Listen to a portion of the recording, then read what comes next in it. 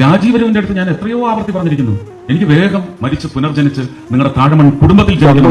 കണ്ടത് രാജീവര് ഊട്ടുമ്പോൾ അവരുടെ വിരൽ മുദ്രകളിലൂടെ കുളിപ്പിക്കുമ്പോൾ ആ നാവും വിരലുകളും എന്റേതാവണമെന്ന് ഞാൻ മോഹിച്ചു. പഠിച്ച് മണ്ണടിഞ്ഞ് ചാരമായി വളമായി അതിൽ നിന്നും ഒരു ബീജം ഉത്ഭവിച്ച് അടുത്ത ജന്മത്തിൽ പൂണോൾ ഇടുന്ന വർഗത്തിൽപ്പെട്ട് ശബരിമലയിലെ തന്ത്രി മുഖ്യനാവും.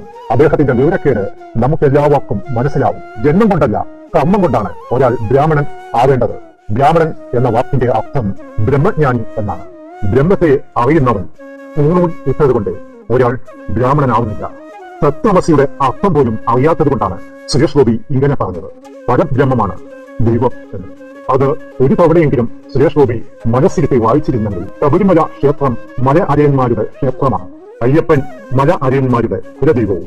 സ്വന്തം പ്രതോത്വത്തെ പോലും അപമാനിച്ച് ബുദ്ധിശൂന്യമായ ഇത്തരം വാക്കുകളിലൂടെയാണ് സുരേഷ് ഗോപി എന്ന നടനെ ആളുകൾ കളിയാക്കുന്നത്.